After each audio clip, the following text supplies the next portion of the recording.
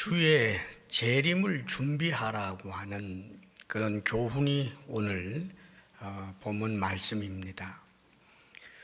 우리 주님께서 당신이 재림하게 될 때 그때 잘 준비하고 있어야 한다.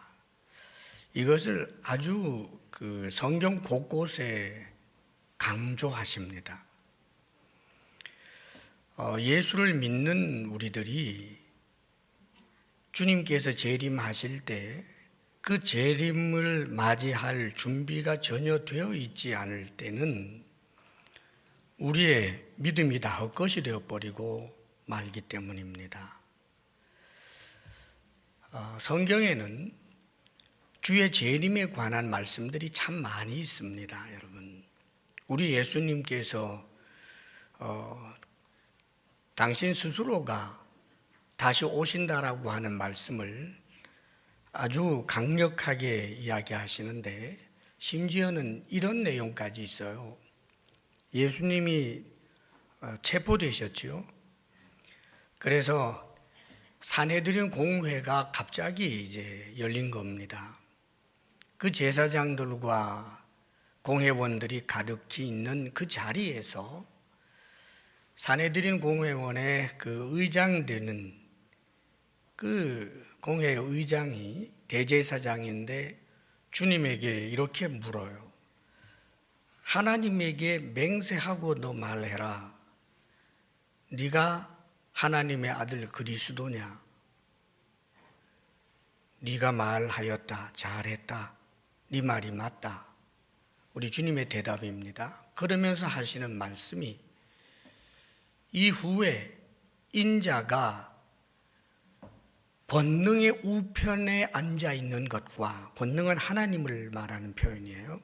권능의 우편에 앉아 있는 것과 인자가 하늘 구름을 타고 오는 것을 너희들이 보리라.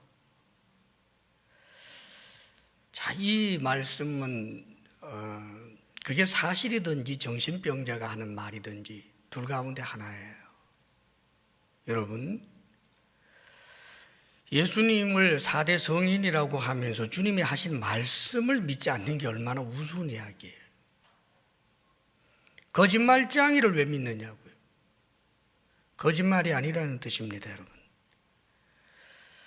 그런데 그 말을 들은 제사장들, 산헤드린 공회원들에게는 그것이 일종의 기회였어요. 그렇지만 그들은 단언합니다. 우리가 더 이상 무슨 말을 들을 필요가 있겠느냐.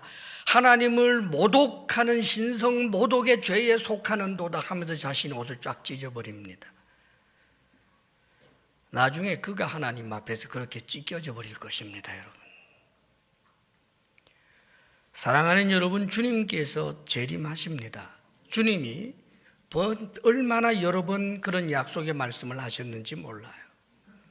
그리고 주님의 말씀을 전하는 사도들의 입술을 통해서도 우리는 신약 성경 곳곳에서 예수님의 재림에 관한 그런 약속의 말씀들을 우리가 읽고 또 듣습니다. 재림에 관한 그 성경의 내용들을 간략하게 좀 정리해 보면 이런 것입니다. 여러분들을 반드시 알고 있고 또 믿고 있기를 바랍니다. 어느 때인지는 모릅니다, 여러분. 오늘 올 수도 있고 10년 후가 될 수도 있고 100년 후가 될 수도 있겠습니다. 어느 때인지는 모르지만 하나님께서 정하신 그때에 우리 예수님께서 성경의 표현을 빌리자면 주의 호령과 천사장의 나팔 소리와 더불어서 주님께서 공중으로 임하십니다. 그렇게 될 때 수많은 성도들과 함께 오는데 이 많은 성도들은 영혼으로 오는 것이 아닙니다, 여러분. 주님께서 재림하시는 그 순간에 주 안에서 잠자던 수많은 사람들, 하나님께 택함을 입은 창세전부터 큰 복을 받기로 그렇게 예정되어 있는 하나님의 사람들이 모두 다 부활해서 천군과 같이 되어 수많은 사람들이 부활한 몸, 신령한 몸, 그 그 거룩한 몸을 입고 주님과 함께 공중으로 임하게 되는 것입니다. 그럴 때 그때에 살아있었던 이들 중에 온갖 박해를 무릅쓰고 믿음을 지켰던 성도들은 주님이 재림하는 그때에 육신의 몸을 입고 있고 아직까지 육신의 생명을 가지고 있는 그들도 호련히 변해서 순식간에 변하여 죽었다가 부활한 성도들처럼 신령한 몸을 덧입고 공중으로 끌어올려 주님을 영접하게 됩니다. 성경은 그렇게 표현해 주고 있어요. 이 부활을 첫째 부활이라고 표현합니다.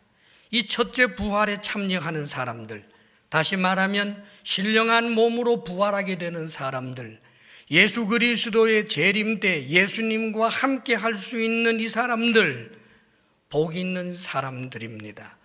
바로 우리가 그런 복 있는 사람들입니다. 이 복을 결코 가볍게 여기지 않기를 바랍니다. 복을 복으로서 굳게 믿음으로 지켜낼 수 있기를 축복합니다, 여러분. 주님께서 재림하시게 되면 성경의 표현, 특별히 요한계시록을 보게 되면 조금 더 상세한 표현들이 있어요.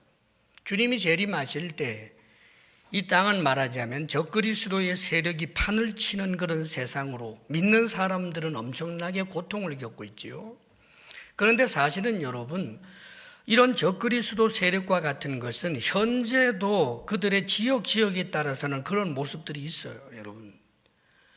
예수를 믿는 것이 이유가 돼서 박해를 당하고 죽음을 당하는 일들이 여러분 지구상에 지금 널려 있습니다, 사실은.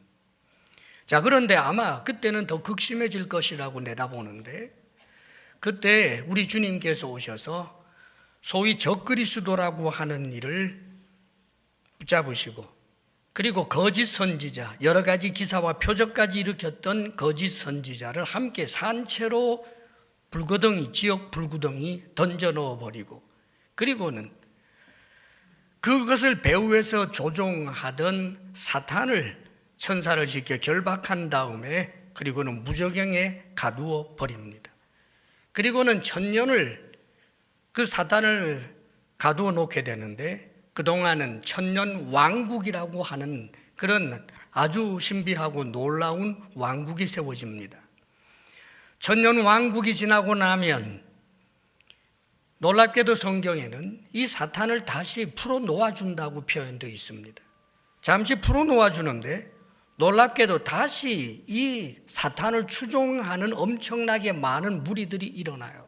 주님께서 직접 통치하는 천년 왕국 시대에 이 땅에 태어난 여전히 육신을 입고 있었던 사람들, 그러나 그들에게 다시 한번 기회가 주어졌음에도 불구하고 마귀가 풀려 나와서 다시 꿰게 되니까 수많은 이들이 우리 주님을 대적하는 대적자가 되게 되고, 그래도 주님께서는 그 입에서 나오는 말씀으로 저들을 모두 진멸하고, 그리고는 성경에서 백보자 심판에 관한 이야기가 나옵니다. 사단을 저 지옥 불구덩이에 던져놓고 그 지옥 불구덩이 속에는 말하자면 적그리스도와 거짓 선지자가 이미 들어가 있고, 그런 가운데 다시 한번 부활이 일어나는데 모든 죽은 자들이 하나님 앞에서 백보자에서 심판을 받게 됩니다.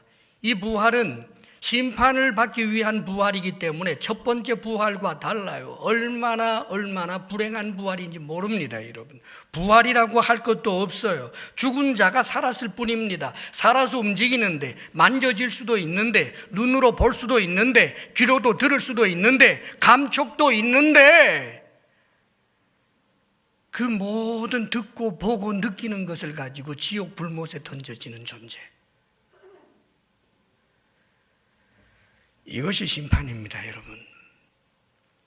사랑하는 여러분, 성경 말씀은 윤리 도덕을 가르치는 말씀이 아니에요. 윤리 도덕, 주옥과 같은 윤리 도덕이 가득하지만 구원을 위한 말씀이고, 그 구원은 지옥이 있기 때문에 그래서 하나님께서는 인간을 구원하시고자 하시는 그 사랑의 열심을 심지어 당신의 아들까지 보내시면서까지 하시는 것입니다. 우리는 며칠 후에 이제 얼마 있지 아니하면 예수님의 성탄을 축하하는 그런 성탄 축하 예배를 드릴 것입니다. 예수님께서 전번에 오셨었지요. 오시고 이 땅에서 살다가 죽으시고 부활하셔서 하늘로 승천하셨습니다. 그때를 초림이라고 합니다.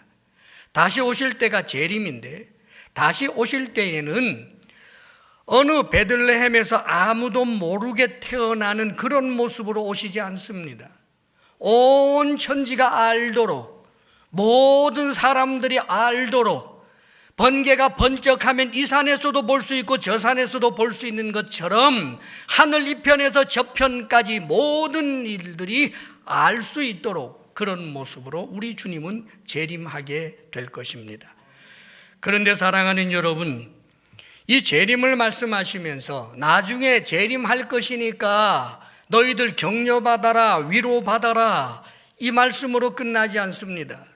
주님께서 재림하시게 되는데 그 재림은 당연히 우리가 영광스러운 부활의 몸을 입고 주님과 영원토록 함께 살게 되고 우리 주님이 가지신 그 모든 풍성한 영광에 참여하는 것이기 때문에 우리에게 말로 할 수 없는 그런 격려가 되고 소망이 되는 말씀입니다만은, 믿는다라고 하지만 그 믿음이 믿음으로 증명되지 못하는 이들, 다시 말하면 우리 주님의 재림을 전혀 준비하지 못한 상태로 있어서는 너무나 두려운 일이 일어나기에 주님께서는 이 경고의 말씀을 복음서에서도 여러 번 말씀하고 있고 성경 곳곳에서 이 경종의 말씀을 우리에게 주고 있는 것입니다. 오늘 말씀 이렇게 시작합니다. 허리에 띠를 띠고 등불을 켜고 서 있어라. 허리에 띠를 띠고 등불을 켜고 서 있어라. 한마디로 말하면 준비하라는 거예요. 주님의 재림에 대하여 너희가 준비하라. 준비에 대한 그런 은유적 표현이 허리에 띠를 띠라는 거지요. 허리에 띠를 띈다는 것은 종이, 주인이 오게 되면 주인 앞에 나서는 몸가짐을 이야기하는 거예요. 허리띠를 풀어 헤치고 속살을 드러내면서 어떻게 주인을 맞이할 수 있겠느냐 말이죠. 그럴 수 없다는 거지요. 또 등불을 켠다. 주인이 올 때 참으로 등불을 켜서 편리할 수 있도록 그렇게 밤중에 온다라고 할지라도 거기에 예비되어 있는, 준비되어 있는 그런 모습을 먼저 이야기하는 것입니다. 허리에 띠를 띈다라고 하는 말씀이 어떤 의미가 있는가, 등불을 켜라고 하는 말씀이 어떤 의미가 있는가, 여러 가지 수많은 교훈들을 거기에 집어넣을 수는 있겠습니다. 이를테면 허리에 띠를 띈다고 하는 것은 결국 옷을 입고 그 마지막으로 마무리하는 것이 띠를 띠는 것이기 때문에, 옛날에는 도포자락 같은 걸 입었단 말이죠. 그러면은 이것이 벌어지면 안 돼요. 그렇게 해서는 일을 할 수도 없고 수치를 가리지도 못합니다. 그렇기 때문에 마지막에 띠를 떼서 묶는 거예요. 우리 주 예수 그리스도로 옷 입고 단정하게 행하는 것, 그렇게 이해를 해도 틀리지 않을 것입니다. 등불을 켠다라고 하는 것, 말씀의 빛을 언제나 내게 비추어서 그 말씀의 빛 가운데 살아가는 그런 삶의 자세, 이런 것이라고 그렇게 우리가 생각을 해도 틀리지 않을 것입니다. 다만 틀림없는 것은 주님이 올 때 주님 앞에서 준비되지 못한 방탕한 모습, 초라한 수치를 드러내는 모습, 죄악된 모습으로 그렇게 있지 말아라, 그것을 말씀합니다. 그러면서 세 가지를 비유로 들어주신 거예요. 하나는 이런 비유였습니다. 그 당시 유대인들이라면 누구나 이해할 수 있는 이야기, 혼인 잔치에 갔다가 돌아오는 주인과 비교해 줬어요. 유대 나라에서 고대에 결혼식을 하면 주로 밤에 하고 한 일주일 이상 그렇게 한다는 거예요. 그런데 이 주인이 어느 집 혼인 잔치에 간 거예요. 그리고는 돌아오시는데 언제 올지는 몰라요. 주인이 언제 올지 모르니까 충성스러운 종들이라면 주인이 언제 와도 불편하지 않도록 해드려야 합니다. 낮에 온다면 좋지만 낮이 아니라 밤에 올 수도 있기 때문에 잠자지 않고 깨어서 준비하고 있다가 주인이 문을 탕탕탕 두드리면 신속하게 허리띠도 들려 있었고 등불도 가지고 있었으니까 당연히 뛰어나가서 주인을 맞이합니다. 그래서 37절에 이렇게 표현하지요. 주인이 와서 깨어있는 것을 보면 그 종들은 복이 있으리로다. 내가 진실로 너희에게 이르노니 주인이 띠를 띠고 그 종들을 자리에 앉히고 나와 수종들리라. 지금 예수님께서는 유대 사회에 일반적으로 종과 주인의 관계에서 주인이 혼인집 잔치에 갔다가 갑자기 찾아오면 종들이 당연히 그 주인을 잘 영접해야 된다는 것을 일반적인 예를 가지고 말씀하시다가 일반적으로는 전혀 있을 수 없는 이야기를 해요. 주인이 늦게 와서 문 두드렸는데 문 열어주는 종을 보고 주인이 그 종을 자리에 앉히고 주인이 종의 수종 드는 일이 어디 있겠어요? 예수님 당신을 두고 하시는 말입니다. 우리 예수님께서 놀랍게도 당신이 재림할 때 잘 준비되어 있는 성도를 볼 때 그들을 그렇게 영화롭게 해주겠다는 뜻이에요. 그래서 복이 있다는 것입니다. 주인이라고 기다리긴 기다렸는데 문의는 그리스도인인데 주님이 올 때 전혀 준비하지 못할 때 그가 영광이 아니라 수치스럽게 된다는 것을 말씀하는 거예요. 2경이나 3경에 이르러서도 종들이 그같이 하고 있는 것을 보면 그 종들은 복이 있으리로다. 주인이 2경이나 혹 3경에 이르러서도 핑계하지 말라 그 말이에요. 왜 좀 낮에 오시지요. 내가 믿음 좋을 때 오시지요. 내가 열심히 주를 위하여 봉사할 때 오시지요. 내가 왜 퍼질러 자고 나쁜 짓 할 때 오십니까? 이런 소리 하지 말라 그 말이에요, 여러분. 2경, 3경 그것은 굉장히 깊은 밤을 말합니다. 다 잠들 수밖에 없는 밤에 와도 주인 탓하지 말아라. 2000년에는 주님 오실 줄 알고 열심히 신앙생활 했는데 2000년을 지나도 예수님 안 오길래 그저 좀 방탕하며 살았습니다. 그러지 말라 그 말이에요, 여러분. 그리고 또 한 가지 비유가 너희도 아는 바니 39절 40절 말씀인데 집 주인이 만일 도둑이 어느 때에 이를 줄 알았더라면 그 집을 뚫지 못하게 하였으리라. 지금 주님께서 당신이 마치 도적이 어느 날 어느 집에 갑자기 침입하듯이 당신이 그렇게 갑자기 온다는 거예요. 우리 주님께서 마태복음에서도 그런 말씀하십니다. 노아의 홍수 때에 홍수가 임하지만 사람들은 여전히 장가가고 시집가고 먹고 마시고 일상을 즐겼지만 홍수로 완전히 멸할 때까지 깨닫지 못하였느니라 라고 말씀하시면서 인자가 올 때도 그와 같이 올 것이다. 그러므로 깨어 있어야 한다. 그 말씀을 하시는 거예요. 자, 그런데 주님께서 여기까지 이렇게 말씀을 하시면서 준비하라고 했더니 베드로가 나서요. 베드로는 참 그 성정이 참 좋은 것 같아요. 적극적인 분이고 궁금하면 못 참아가지고 바로 이제 예수님에게 이야기하는 그런 베드로의 모습이 있습니다. 우리 41절 한번 읽어볼까요? 41절 시작. 베드로가 여짜오되 주께서 이 비유를 우리에게 하심이니까 모든 사람에게 하심이니까. 지금 베드로는 이걸 우리와 같은 특별한 사람들에게 하시는 말씀입니까? 저 먼 발치에도 주님을 따르고 있는 사람들 또 전 세계 모든 사람들을 두고 하는 말씀입니까? 라고 물었는데 우리 주님께서 여기에 직접적인 대답은 하시지 않는데 그러나 결국은 모든 사람에게 한 말씀이라는 것이 이제 밝혀져요. 여기에 대하여 주님께서 이렇게 말씀하십니다. 또 비유를 드셨어요. 42절 함께 읽어봅니다. 시작. 주께서 이르시되 지혜 있고 진실한 청지기가 되어 주인에게 그 집 종들을 맡아 때를 따라 양식을 나누어 줄 자가 누구냐. 주님께서 지혜 있고 진실한 청지기가 되어서 주인의 그 집 종들을 맡아 때를 따라 양식을 나누어 줄 자, 그런 사람이 되라고 하는 비유를 드는 거예요. 그러면서 아주 지혜롭게 그 주인의 집 종들을 맡아서 양식을 잘 나누어 주는 그 사람들은 주님이 올 때 그들은 참 복이 있을 거다.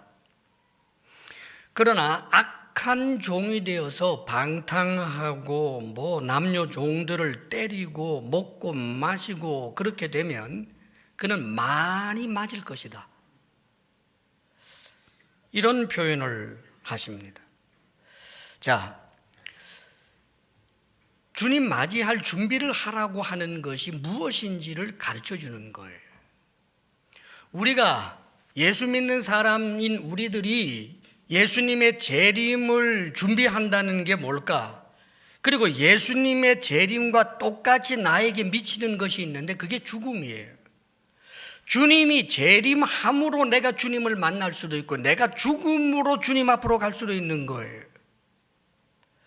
그렇기 때문에 이 두 가지를 다 함께 생각해야 합니다, 여러분. 우리의 신앙은 살아있는 동안이에요. 혹은 주님이 재림하시게 될 때 이제 모든 것은 다 종결짓게 되는 것입니다. 그러므로 주님의 재림을 준비하고 혹은 우리 주님께서 나를 부르실 때 주님 앞에 서게 되면 부끄럽지 않은 모습으로 준비된 그런 사람인 어떤 사람인가? 지혜 있고 진실한 청지기가 되라는 거예요. 그래서 무슨 일을 하는가? 주인 집에 있는 그 집 종들, 온 천하가 다 하나님의 것 아닙니까? 그 종들을 맡아서 때를 따라 양식을 나누어 주는 그런 사람이 되라는 거예요. 사랑하는 여러분, 때를 따라 양식을 나누어 주는 사람, 그 양식을 나누어 준다는 게 뭘까요? 우리는 크게 두 가지를 생각해 볼 수 있습니다. 한 가지는 이 땅의 필요를 나눠주는 거예요. 이 세상 살면서 사실 이 세상 삼남만상이 모든 것이 하나님의 것입니다. 하나님께서 우리에게 재물을 주시기도 하고 어떤 지위를 주시기도 하고 어떤 재능을 주시기도 하고 이것저것을 우리에게 주십니다. 우리는 청지기적 그런 사명감을 가져야 되는 거예요. 그래서 하나님께서 내게 주시는 것들로 그게 무엇이든지 다른 사람들에게 나누어 줄 아는 것, 이것을 주님께서 원하신다는 말입니다. 이 땅의 필요가 여러 가지로 빈핍하여 구하고 있는 사람들이 얼마나 많습니까? 물질이 없는 사람도 있고 옷이 없는 사람도 있고 혹은 정신적인 격려나 사랑이나 위로나 이런 것들이 필요한 사람도 있고 수많은 것이 있겠지요. 주님께서는 이 땅의 필요에 대하여 참으로 결핍을 느끼고 있는 사람들에게 하나님께서 우리에게 주신 모든 것들을 참으로 정직이적으로 그것을 감당할 수 있기를 원하는 거예요. 여러분, 성경에 요셉이 총리가 되었습니다. 요셉이 총리가 된 이유를 우리는 알지요. 원수 갚으라고 총리시킨 게 아니지요. 그가 총리됨으로 말미암아 자신의 형제 자매들뿐만 아니라 정말 이스라엘의 큰 유익이 되는 것뿐만 아니라 이집트 사람들, 저 하나님을 알지 못하는 사람들에게도, 그리고 수많은 그 당시 그 양식을 사기 위하여 찾아온 모든 사람들에게 유익이 되었어요. 우리 그리스찬들은 자신에게 주어진 지위를 그렇게 생각할 줄 알아야 합니다. 의사가 되고 병을 고쳐주는 일을 하면서 세상의 의사들은 병을 고쳐주고 건강을 회복시켜주는 그것만으로 큰 보람을 알고 좋은 의사로 산다라고 하는 것, 그것만 해도 대단합니다. 그러나 우리 그리스도자는 한 걸음 더 나아갑니다. 하나님을 의식하는 거예요. 병을 고쳐주는데 저 사람이 건강하게 되는 것 하나만에 대한 만족과 그 사명감도 크지만 하나님을 의식하는 것, 이 세상에 기업하는 사람들이 돈을 벌기 위해서 기업을 하고 장사를 합니다. 그러나 세상 사람들도 좀 더 깨어있고 정말 좋은 그런 도덕성을 가진 사람들은 자신이 기업을 경영하고 혹은 장사를 하면서도 윈윈에 대해서 생각할 줄 알고 내가 돈을 벌면서도 너에게도 유익이 돼야 된다라고 하는 생각을 세상 사람들도 하는 이들이 있지요. 그러나 우리는 그것을 더 넘어서야 합니다. 하나님이 보고 계시고 하나님이 주셨어요. 세상 사람들은 그렇게 해야 하는 이유를 자신의 도덕성에 근거를 두고 있지만 우리는 그것을 넘어서서 하나님의 명령에 두고 있는 거예요. 하나님이 주신 것이고 하나님이 나누라고 하시는구나. 그 마음과 자세를 가지고 하는 거지요. 이번에 16강 올라갔지요. 다 웃었을 겁니다. 제 아들이 뭐 축구 응원한다고 나갔어요. 그러더니 아마 이 파주 지역이 어디서 모여서 했나 봐요. 그런데 그 다음날 아침에 봤더니 목이 가두구만요. 쉬었어요, 목이. 얼마나 소리 질렀으면 그랬을까. 좋아서 말이죠. 얼마나 기뻤겠어요. 축구하는 사람들, 특별히 거기에 이제 축구 선수로 달렸던 그 현장에 있었던 사람들이 느끼는 그런 그 만족감과 기쁨이 아마 굉장히 클 거예요. 온 국민들에게 정말 정신적으로 굉장히 체증 같은 게 확 사라지도록 해주는 아주 좋은 그런 섬김 아닙니까, 여러분? 근데 그 자리에 만일 크리스찬이 있다면 하나님께 감사해야 돼요. 내가 이 축구라고 하는 하나님이 주신 그런 재능을 가지고 갈고 닦고 연습해서 또 우리 국민들에게 이런 기쁨을 안겨줄 수 있게 해주셔서 감사합니다. 그런 마음, 체육인도 마찬가지, 또 연예인도 마찬가지, 정치인도 마찬가지. 크리스찬들은 자신이 하나님께서 주신 그 지위나 재물이나 재능이나 이 모든 것들이 복의 통로가 되어서 많은 사람들에게 마치 이 양식을 나누어 주는 것과 같은 그런 삶을 살아야 되는 것입니다, 여러분. 그리고 또 한 가지는 양식을 나누어 준다라고 하는 것은 영생을 얻게 하는 양식, 즉 주의 말씀을 나누어 주는 것입니다, 여러분. 땅의 필요를 위한 양식 나누어 주세요, 여러분. 그러나 거기에서 멈추지 않고 우리가 더 해야 할 것은 영생을 얻게 하는 양식이 있어요. 그것은 하나님의 말씀이에요. 말씀은 우리를 영생하게 합니다. 말씀은 우리를 구원합니다. 말씀은 우리로 하여금 천국 백성 되게 하는 거예요. 그런데 그 말씀을 우리가 받았는데, 그 말씀을 맡았는데 그걸 나누지 않았어야 되겠어요, 여러분. 복음을 전하고 말씀을 전한다라고 하는 이 일들은 결코 몇몇의 복음 전도자나 목회자나 전도사님들에게만 주어진 그런 명령이 아니에요. 교회에 주어진 명령입니다. 우리 주님께서 승천하실 때에 그 교회에게, 주의 제자들에게 선포한, 그리고 당부한 명령이 지상 대명령입니다. 하늘과 땅의 모든 권세를 내게 주셨으니, 그렇게 시작하지요. 하늘과 땅의 모든 권세를 가진 내가 너희들에게 명령한다, 그 뜻입니다. 내가 하는 이 말을 절대로 허투루 듣지 말아라. 너희는 가서 모든 민족을 제자로 삼아 아버지와 아들과 성령의 이름으로 세례를 베풀고 내가 너희에게 분부한 모든 것을 가르쳐 지키게 하라. 그리고 나서 볼지어다 내가 세상 끝날까지 너희와 항상 함께 있으리라. 사랑하는 여러분, 그렇기 때문에 성경에 보면 최초로 생긴 교회, 주님에게 직접 배운 사도들에 의해서 이 땅에 태어난 최초의 교회, 예루살렘 교회, 성령의 강력한 역사로 말미암아 출발하게 되는 이 교회가 첫 번째 한 일이 복음을 전하는 일이었고, 그리고 이 예루살렘 교회 성도들이 모여 하나님 앞에 기도하는 그 기도의 제목이 아무리 박해가 있어도 믿음을 지키게 하옵소서. 우리로 하여금 담대히 주의 복음을 전하게 하여 주옵소서. 주의 이름으로 기사와 표적이 나타나게 하옵소서. 전부 복음 전하는 것과 관련이 있었어요. 사랑하는 여러분, 복음을 전한다라고 하는 이 일은 특별한 그것이 직업이 되어 있는 사람들을 제외하면 일반적으로 일상에서 하는 거예요. 내가 파주에서 어떤 사업을 하고 있는데 사업상 만나는 사람들이 있지 않습니까? 그 만남들이 우연이 아닙니다. 하나님의 섭리 가운데 있어요.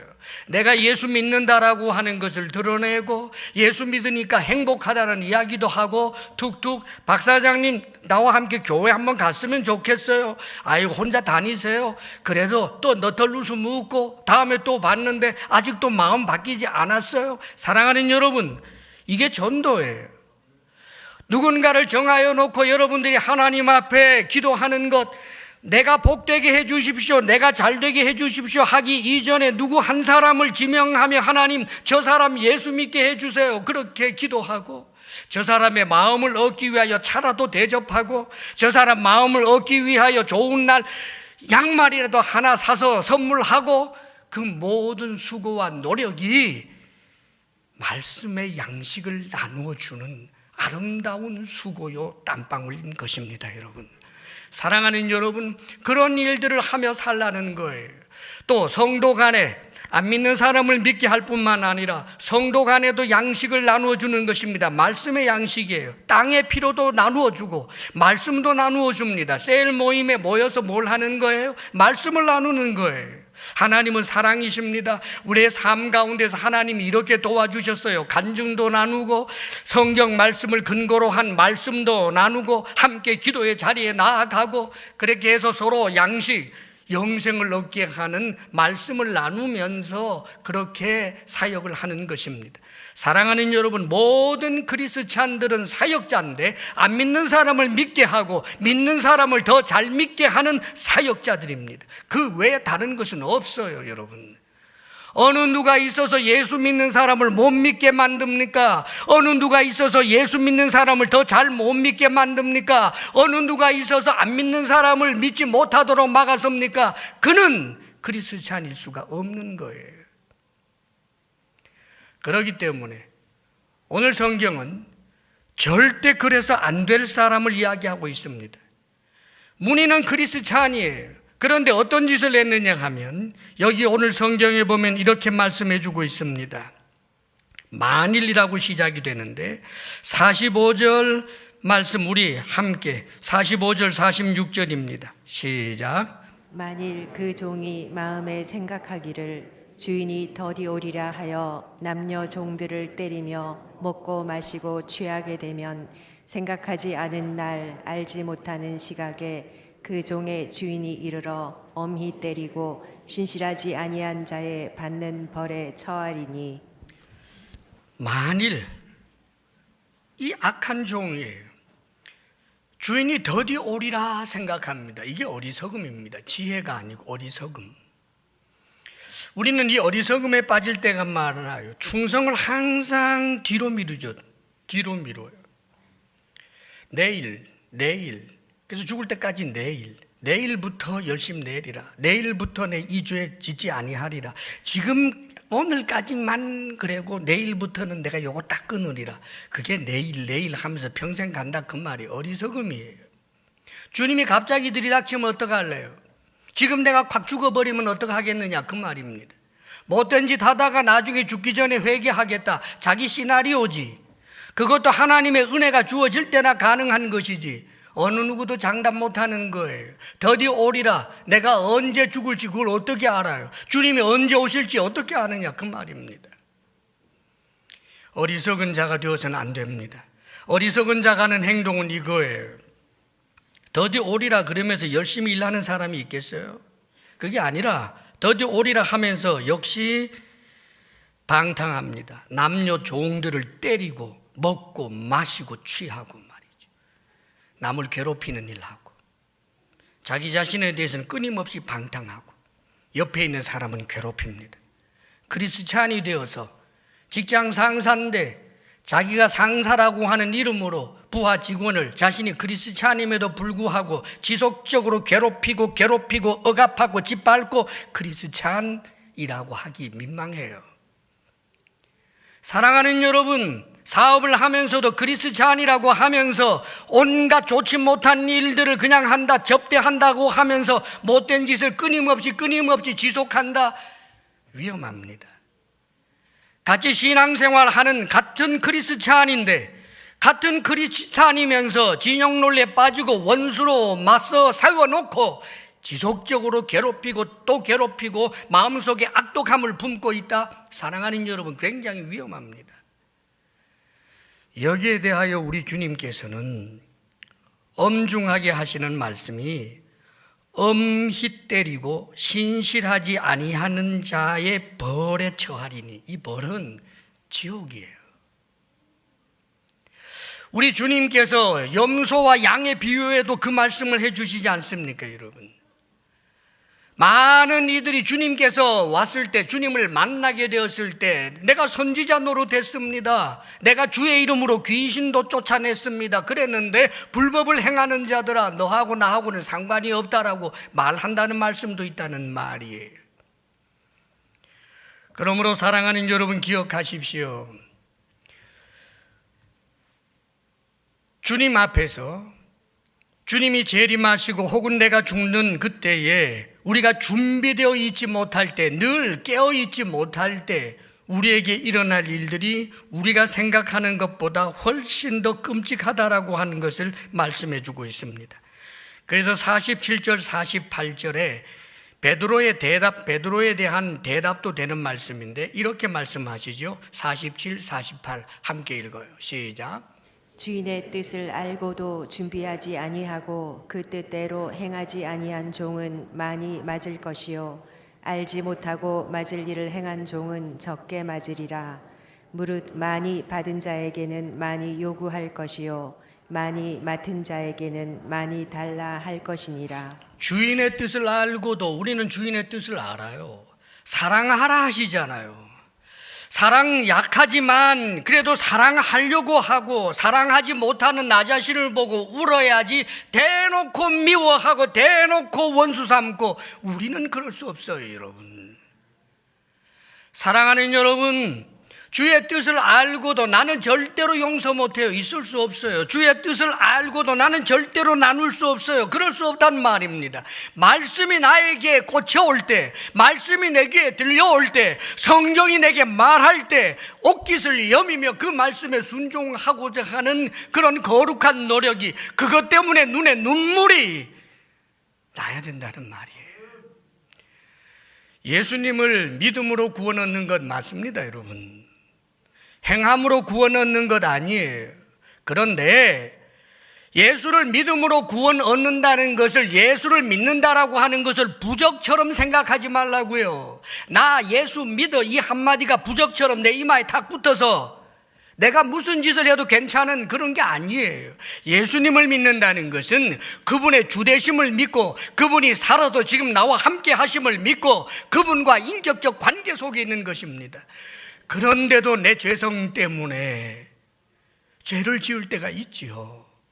송구스러움으로 주님 앞에 용서를 구하고, 내가 누구를 미워하다가도 주님 제가 잘못했습니다, 다시 한번 용서하고 사랑하려고 노력하고 주의 은혜와 도움을 구하고, 이런 인격적 관계 속에서 주님은 우리의 부족함에도 불구하고 긍휼히 여기시고 사랑하는 것입니다. 그게 믿음이에요. 믿음이란 주님과 현재적 인격적 관계로 주님 앞에 날마다 교제하고 교통하는 것입니다. 그러므로 사랑하는 여러분, 하나님의 인자하심과 긍휼을 오히려 죄의 기회로 삼아버리는 사람 없어야 합니다. 때때로 크리스찬이라고 하면서도 죄에 대하여 피 흘리기, 싸우는 것 거부해버리고 끊임없이 악한 길을 아예 결심하고 달려가는 그런 일들은 자기 스스로 자신의 머리에다가 숯불을 올려놓는 것처럼 불행한 일이 되어버리고 많은 것입니다.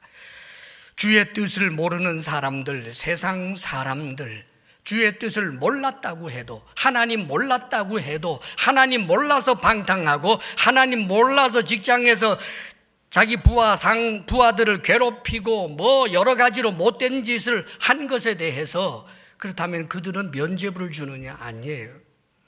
적게 맞는다고 했는데 적게 맞는다는 게 딴 거 아니에요. 역시 그들이 행한 대로 지옥에 던져지는 것입니다. 다만 엄중한 것은, 생각해 보십시오. 주님을 몰랐기 때문에 이 땅에 방탕하고 살다가 나중에 지옥불에 던져지는 것과, 주님을 알고 복음도 알고 예수님이 누구를 위하여 죽으셨다는 거 다 알고도 그것을 죄의 기회로 삼고 못됐고 악하게 살다가 주님 앞에 섰더니 너 모른다라고 하면 그게 더 많이 맞는 거지. 사랑하는 여러분, 우리의 믿음은 반드시 행함이라고 하는 크고 작은 여러 가지 수준들은 있겠습니다만은 따라오는 법이에요. 주님 앞에서 여러분들의 믿음의 증거를, 여러분이 주님 앞에 늘 기도하고 나아감으로 그 긍휼과 능력을 덧입혀서 그렇게 매일매일을 주님 앞에 준비된 자로 살 수 있기를 바랍니다. 우리에게 큰 유익이 되고 복이 될 것입니다. 승리하시기를 바랍니다. 기도하겠습니다. 하나님 아버지, 우리를 구원하시기 위하여 이 땅에 오시사 십자가에 못 박혀 죽으시고 다시 부활하신 주님, 다시 오시겠다고 약속하셨는데, 아버지여, 주의 오심이 우리에게 두려움이 아니라 큰 기쁨이 되고 큰 영광의 때가 되게 하여 주옵소서. 언젠가 우리가 죽음을 맞이할 때 하나님께서 우리에게 주실 영원한 그 영광을 생각하며 가슴 설레이는 죽음이 되게 할지언정, 아버지여, 아버지여, 우리의 죄를 알지도 못한 채 부끄럽게 그렇게 죽어가는 자 되지 아니하도록 오 하나님, 우리를 인도하시고 붙들어 주옵소서. 예수님 이름으로 기도하옵나이다. 아멘.